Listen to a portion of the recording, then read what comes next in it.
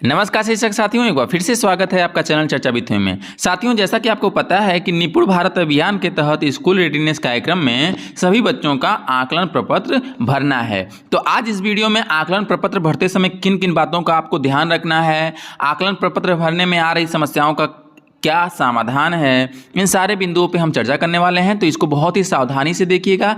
इसमें कोई अगर बिंदु आपको नहीं समझ आ रहा है तो कमेंट करके जरूर बताइए, उसका हम समाधान करने का प्रयास करेंगे। तो सबसे पहले आकलन प्रपत्र में जिले का नाम, आपके जिले का क्या नाम है वो भरना है, ब्लॉक का क्या नाम है वो भरना है, विद्यालय का नाम भर देंगे, ठीक है, और शिक्षक का नाम। तो इसमें शिक्षक का नाम वही भरेंगे जो कक्षा 1 में जो स्कूल रेडीनेस प्रोग्राम की जिन्होंने ट्रेनिंग ली हुई होगी और उन्हीं को कक्षा 1 पढ़ाना है और उन्हीं को ये जितने भी गतिविधियां या जो भी इसमें स्कूल रेडीनेस कार्यक्रम के तहत या विद्या प्रवेश के तहत जो भी कार्य कराने हैं वो सारे जो है उन्हीं को कराने हैं जिन्होंने प्रशिक्षण लिया है। तो ये आकलन प्रपत्र भी उन्हीं को भरना है, ठीक है। तो उसी शिक्षक का नाम यहाँ पे आपको क्या करना है, लिखना है, ठीक है। फिर यहाँ पे बच्चे का फोटो यदि उपलब्ध है तो यहाँ पे चिपका देंगे। और ये बात आप ध्यान देंगे कि ये जो आकलन प्रपत्र हम साझा कर रहे हैं ये सभी बच्चों के लिए अनिवार्य कराना है, ठीक है। तो विद्यालय का यूडीएस कोड क्या है वो लिख देना है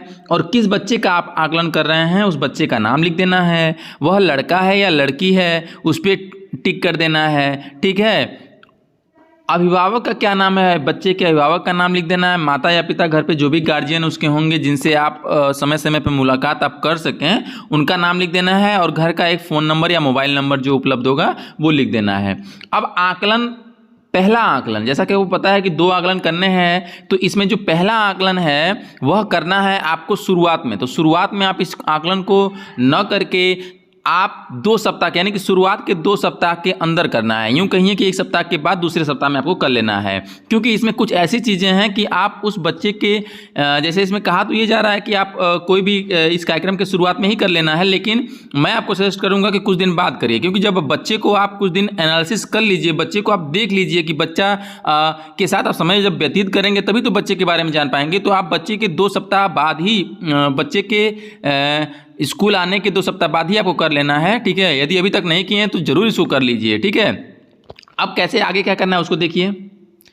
आगे कह रहा है विद्या प्रवेश आकलन के मुख्य बिंदु, विद्या प्रवेश आकलन के मुख्य बिंदु। आकलन 2 बार होगा, एक मॉड्यूल के शुरुआत पहले 2 सप्ताह में, देखिए वही पहले 2 सप्ताह में ही करना है और दूसरा मॉड्यूल के अंत में, ठीक है। कुछ अध्यापक इसको कह रहे थे, कुछ लोग कह रहे थे कि इसको शुरुआत में ही कर लेना। तो शुरुआत से तात्पर्य उनका अगर कार्यक्रम शुरू होने से पहले है तो उसको आप ये मानिए कि शुरुआत के 2 सप्ताह में ही इसको करना है, ठीक है। क्योंकि बच्चे को आप जानेंगे नहीं तो जानने के लिए ही 2 सप्ताह का समय दिया जा रहा है। जब जानेंगे नहीं तो कैसे आकलन कर पाएंगे उसका। दूसरा मॉड्यूल के अंत में, मॉड्यूल मतलब जो 12 सप्ताह की गतिविधि का कार्यक्रम है उसके अंत में बात करी जा रही है, ठीक है। यह आकलन परीक्षा नहीं है और आकलन तनाव मुक्त वातावरण में होना चाहिए, ठीक है। बिल्कुल इस कक्षा 1 के बच्चों को आप क्या ही टेस्ट लेंगे, जैसा कि आपको पता है कि उनकी किस प्रकार से आकलन करना है या परीक्षा भी कैसे होती है, मौखिक ही होती है। तो ये सारी चीज़ें आप ध्यान दे लेंगे कि उनको खेल खेल में कोई बात पूछ के, खेल खेल में उनकी बातों का एनालिसिस करके, और जैसा कि आपको पता है कि गतिविधि और खेल के माध्यम से ही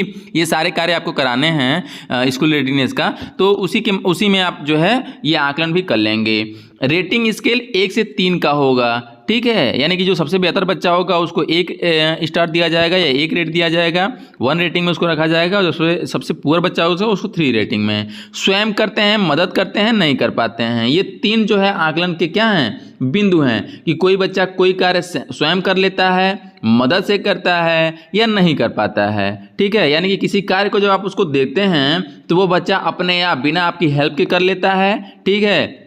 दूसरा हो जाएगा कि वह आपकी मदद से करता है, यानी कि काम शुरू तो कर देता है लेकिन वो बीच में अटक जाता है, रुक जाता है, तो उसकी जब आप हेल्प कर देते हैं तो वो फिर आगे उसी फ्लो में चलने लगता है। तो वो आपकी हेल्प की ज़रूरत उसको पड़ती है थोड़ी देर के लिए कहिए, या एक उसके सहायक बनने के साथ, और एकदम कर ही नहीं पाता है, ठीक है। ये 3 बिंदु हैं, 1, 2 और 3। तो इसी के आधार पे उसको आप रेट कर सकते हैं, रेटिंग दे सकते हैं। आगे कह रहा है दोनों आकलनों में अधिकांश संकेतक समान रहेंगे ताकि बच्चों को प्रगति का पता लगाया जा सके, ठीक है। जब बच्चों के प्रगति का ही तो पता लगाने के लिए आकलन किया जा रहा है तो इस चीज़ को आप ध्यान देंगे। आगे कह रहा है अभिभावकों के साथ आकलन के परिणाम साझा करना अत्यंत आवश्यक है। ठीक है, मतलब इसको जरूरी है कि इस आकलन को आप उनके पेरेंट्स के साथ क्या करिए, बताइए, क्योंकि बच्चा की जिम्मेदारी जितनी शिक्षक की है उससे कहीं ज़्यादा अभिभावक की है। ठीक है, तो अभिभावक घर पे किस प्रकार से बच्चे के साथ व्यवहार करते हैं या किस प्रकार से मोटिवेट करते हैं या किस प्रकार से एक अभिभावक की भूमिका निभाते हैं, ये चीज़ बच्चों को जानना चाहिए। तो अभिभावक को उनकी स्थिति का पता लगाना है कि देखिए, और इसमें प्रश्न अभी आप देखेंगे तो ऐसे बहुत मतलब एक व्यवहारिक प्रश्न है, तो वो अभिभावक की भी कहीं ना कहीं जिम्मेदारी इस पर बनती है। ठीक है, आगे देखिए।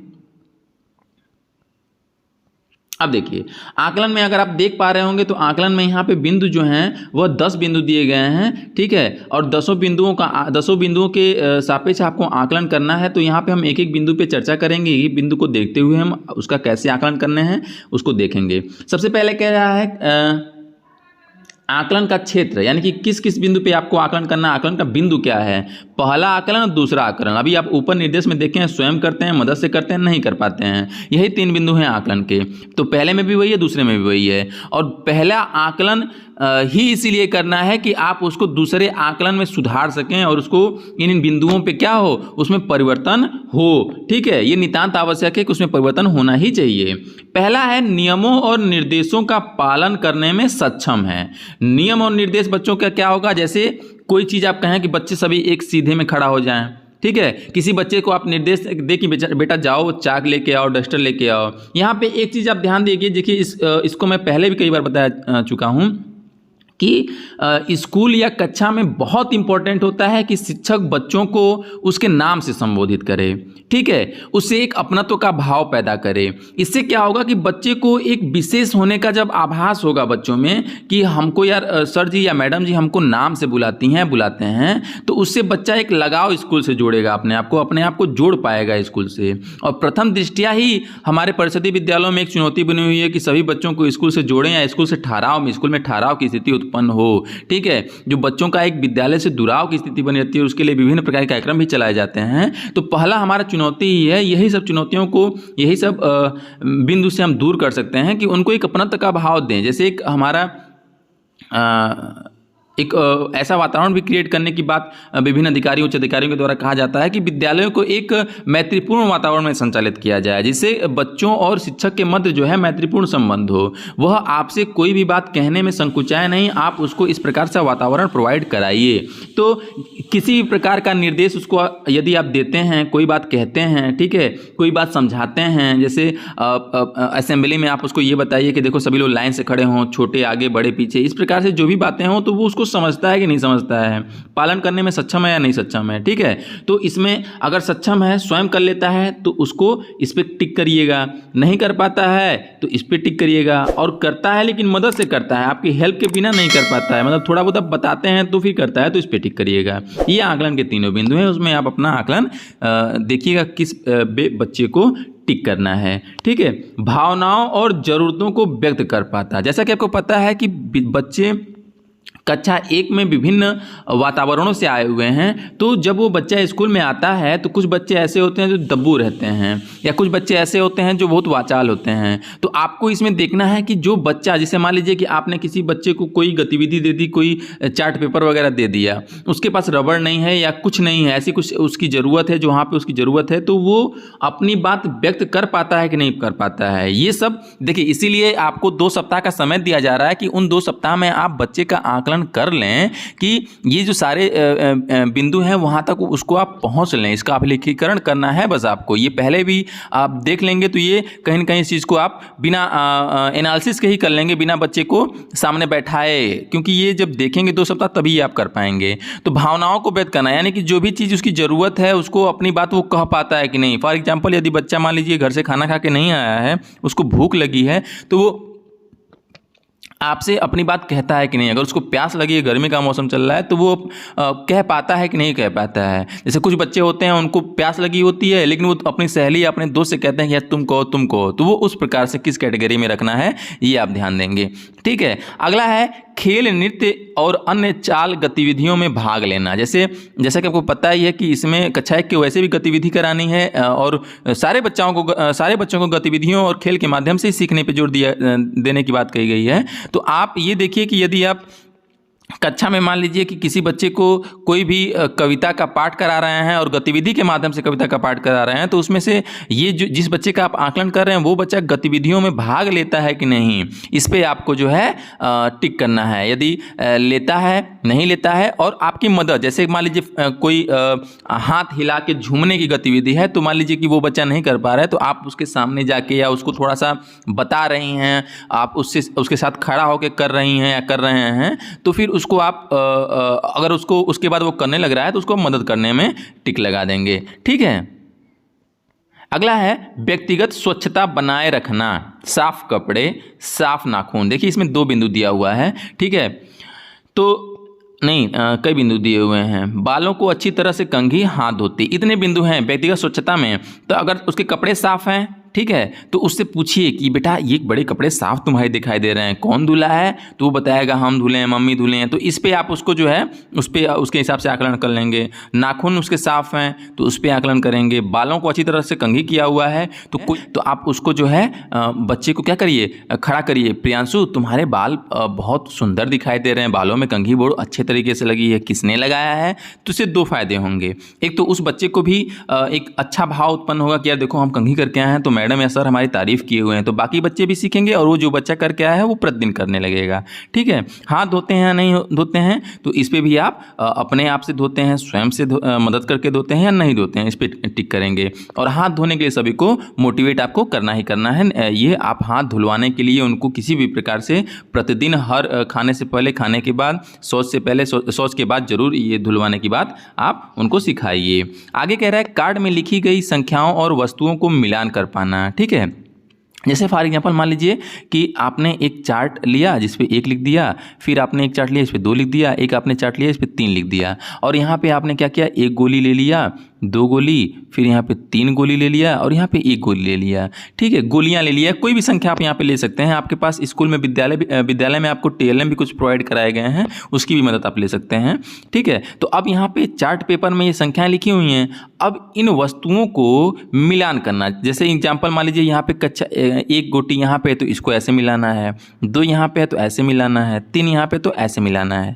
तो इस प्रकार की अन्य गतिविधियाँ भी आप उसको अपने आप से करा सकते हैं और उसका आकलन कर सकते हैं। तो जिस बच्चे का आकलन कर रहे हैं वह यह कर पाता है कि नहीं कर पाता है, इस चीज़ को आपको देखना है। ठीक है, आगे कह रहा है वस्तुओं को सबसे लंबी से छोटी और चौड़े से पतले तक व्यवस्थित कर पाना। आपके स्कूल में एक सूटकेस अटैची नुमा एक TLM बॉक्स मिला हुआ है, उसमें एक दूसरे को ऐसे जोड़ने का वो बना हुआ है, TLM मिला हुआ है, उसको एक दूसरे से जोड़ना है। ठीक है, तो इस गतिविधि को आप उससे कर सकते हैं। जैसे मान लीजिए कि सबसे छोटा सबसे पतला, तो आप जोड़ के उसको जो है इसको आप लंबाई में बना सकते हैं।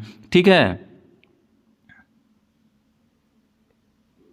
और इसी के हिसाब से आप बच्चों से पूछ पाते हैं कि इसमें जो सबसे छोटा है उसको पहले करो, जो सबसे बड़ा है उसको बाद में करो, या सबसे बड़े वाले को पहले करो, सबसे छोटे वाले को बाद में करो। वो कर पाता है कि नहीं। और यही जो जोड़ने वाला है इससे आप चौड़ा भी बना सकते हैं। ठीक है, वो पर्याप्त संख्या में है, आप ये ना सोचें कि उससे नहीं बन पाएगा, बिल्कुल बन जाएगा। तो उससे आप छोटे बड़े और लंबे मोटे चौड़े मोटे पतले के का भी आकृति बना के उसको व्यवस्थित करवा सकते हैं कि ये बच्चे कर पा रहे हैं कि नहीं कर पा रहे हैं। ठीक है, और उसका जो है एक समूह भी बना सकते हैं कि इन समूह पे, इस समूह पे, फिर उसमें बच्चों को एक समूह का मॉनिटर या यूँ कहें कि अध्यक्ष भी है या यूँ कहें अगुवा भी बना सकते हैं कि इसके नेतृत्व में ये समूह का नेतृत्वकर्ता के रूप में। ठीक है, तो उससे क्या होगा, उससे भी आकलन होगा कि ये बच्चे कैसे कर रहे हैं, हेल्प से कर रहे हैं, अपने आप कर ले रहे हैं। ठीक है, या आप बना के बच्चों से पूछ भी सकते हैं कि इसमें ऐसे ऐसे करो। ठीक है, और एक बार बनाएंगे तो बच्चे इसको बहुत आनंदित होकर करेंगे। इसको आप जो है वो कर सकते हैं स्कूल में, इसका अभ्यास या इसका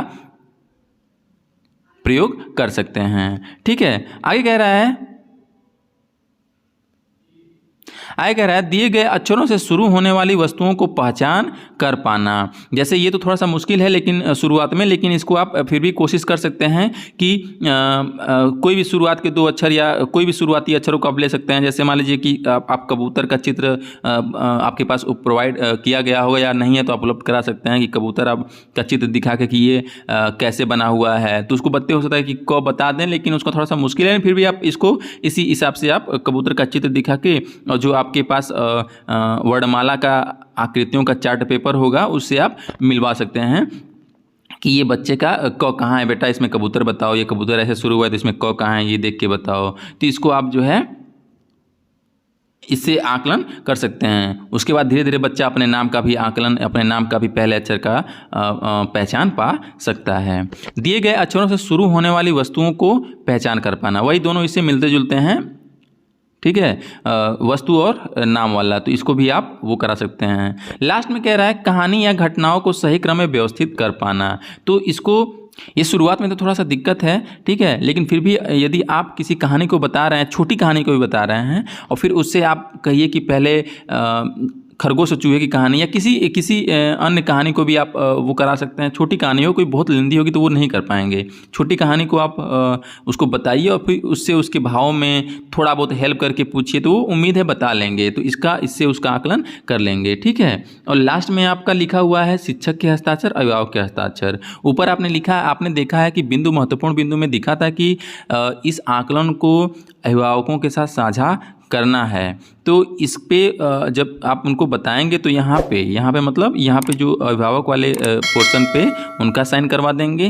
अभिभावक का उनके, कि देखिए आपके बच्चे का ये आकलन है, आप उसको थोड़ा सा घर पे भी ध्यान दीजिए, हम लोग तो ध्यान दे ही रहे हैं। तो उससे बच्चे में क्या होगा, परिवर्तन होगा। और यहाँ पे शिक्षक के हस्ताक्षर जिसने आकलन किया है, ठीक है। तो इन बिंदुओं के साथ आप आकलन करें और इस प्रकार से आकलन करें। उम्मीद है कि आप भली भांति सफलतापूर्वक आकलन कर लेंगे। इसके अलावा भी यदि कोई बिंदु आपको परेशान कर रहा है, किसी प्रकार की आपको समस्या आ रही है, दिक्कत आ रही है, तो कमेंट बॉक्स में उसको जरूर लिखें, हम उसका हम समस्या का समाधान करने का प्रयास करेंगे। मिलते हैं अगले वीडियो में, तब तक के लिए नमस्कार शिक्षक साथियों।